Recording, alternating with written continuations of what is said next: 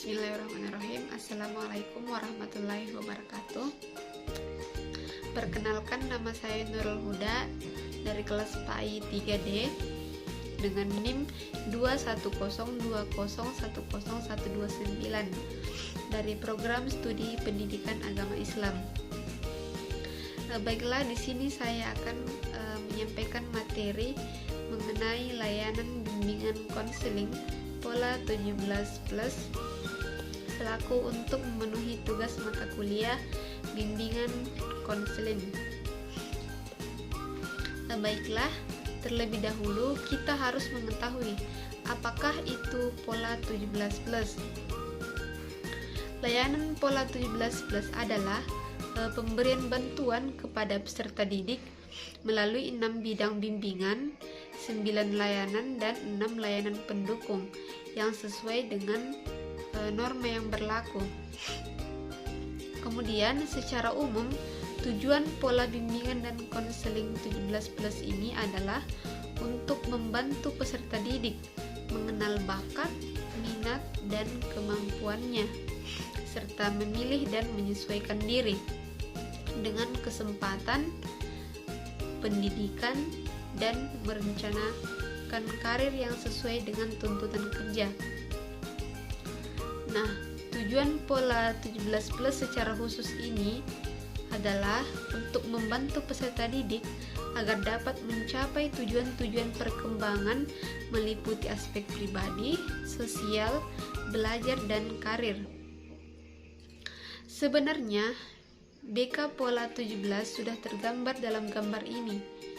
Yang pertama, kita ketahui adalah terkait dengan wawasan bimbingan dan konseling, yang mana konselor harus mengetahui dan memahami tentang pengertian bimbingan dan konseling, tujuan bimbingan dan konseling, fungsi bimbingan dan konseling terkait atau berkenaan dengan fungsi pemahaman, pencegahan, fungsi pengentasan, fungsi pengembangan, fungsi fasilitasi, fungsi penyaluran, fungsi adaptasi, fungsi perbaikan, penyembuhan, dan pemeliharaan. Begitu juga konselor harus mengetahui prinsip-prinsip bimbingan konseling, yaitu prinsip yang berkenaan dengan masalah individu, prinsip yang berkenaan dengan masalah layanan, prinsip yang berkenaan dengan pelayanan, dan yang berkenaan dengan pelaksanaan layanan bimbingan konseling. Kemudian, konselor harus juga memahami yang berkenaan dengan asas-asas bimbingan konseling, yaitu ada asas kerahasiaan, asas kesukarelaan, asas keterbukaan, asas kegiatan, kemandirian, kekinian, kedinamisan, keterpaduan, kenormatifan, keahlian, asas alih tangan kasus, dan asas tutwuri handayani. Maka dari itu, mulai dari pengertian, tujuan, fungsi, prinsip-prinsip, asas-asas terhitung. Semuanya itu terhitung ke dalam satu konsep wawasan bimbingan dan konseling. Kemudian masuk ke dalam bagan bidang-bidang pelayanan, di mana ada bidang pengembangan pribadi, sosial, belajar, dan pengembangan karir. Nah, 1 ditambah 4 bidang itu sudah menjadi 5, sementara di layanan bimbingan dan konseling itu ada 7, yaitu ada layanan orientasi, ada layanan penempatan dan penyaluran, layanan konseling perorangan, layanan konseling kelompok, layanan konfirmasi, layanan penguasaan konten, dan layanan bimbingan kelompok. Selanjutnya di bagian ini juga ada layanan pendukung, yaitu ada instrumentasi data, himpunan data, konferensi kasus, alih tangan kasus, dan kunjungan rumah. Nah, dari itu semua berjumlah 17. Jadi inilah yang dinamakan dengan layanan pola 17 bimbingan dan konseling.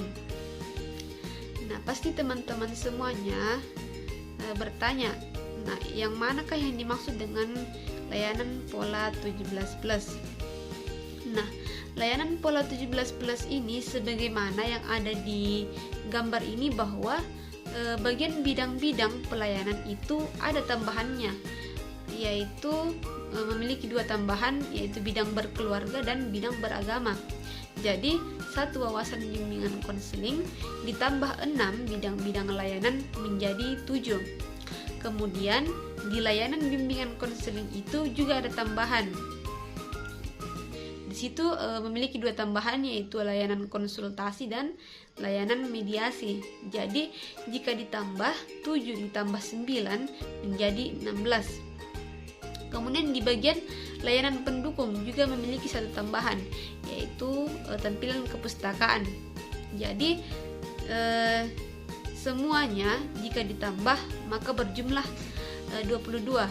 Nah, inilah yang dimaksud dengan bimbingan konseling pola 17+. Lalu bagaimanakah contoh penerapannya layanan pola 17+? Jadi misalnya seseorang memiliki masalah di bidang karirnya. Jadi konselor itu harus memberikan layanan yang sesuai dengan masalah pada bidang karir. Contohnya seseorang sedang memilih atau mencari pekerjaan yang diinginkan. Jadi konselor harus memberikan beberapa layanan, yaitu layanan informasi, layanan penempatan, dan penyaluran. Namun jika seseorang sedang sakit diare dan konselor tidak bisa mengatasinya, jadi konselor itu harus memberikan layanan pendukung, yaitu alih tangan kasus.